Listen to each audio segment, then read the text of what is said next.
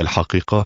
يعرف مصطلح الحقيقة بنوع من الغموض والغرابة، بسبب تعدد مصادر المعرفة وتعدد الحقائق، كما تطرح صعوبة تمييز الحقيقة عن أضدادها لأوجهها الكثيرة، وتعتبر لسعي للحقيقة مراد كل تأمل فلسفي وكل بحث علمي، وهي الغاية التي ينشدها كل شخص، فسواء في علاقته الاجتماعية أو في حياته الشخصية أو في علاقته بالوجود، وهو ما يستلزم وضع مفهوم الحقيقة موضع سؤال.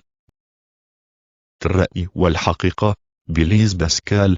يصنف باسكال الحقائق إلى حقائق مصدرها العقل يتم البرهان عليها، وحقائق مصدرها القلب يتم الإيمان بها، والعقل يحتاج إلى حقائق القلب لينطلق منها بوصفها حقائق. غاستون باشلر. يرى غاستون أن الرأي عائق معرفي يمنع الباحث من الوصول إلى الحقيقة، والحقيقة العلمية تتأسس على بحث علمي خاضع لمنهجية دقيقة تسمو به معايير الحقيقة. ديكارت. يرى ديكارت أن الحدس والاستنباط هما أساس منهج الحقيقة، والحدس هو فهم الحقيقة بشكل مباشر، والاستنباط هو استخراج معرفة من معرفة أخرى نعلمها.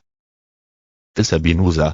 يعتبر سبينوزا الحقيقة على أنها معيار لذاتها، حيث بفضل معرفتها نستطيع تجنب الخطأ والوهم، فشرط معرفة نقيض الشيء هو معرفة الشيء ذاته. الحقيقة بوصفها قيمة. مارتن هايدغر. يرجح هايدغر أن كل انحراف عن الحقيقة يجعل الإنسان يتيه عن الفهم السليم للعالم، وينتج وتيه إلى اعتماد الإنسان على الأفكار المسبقة في فهمه للأشياء. فايل.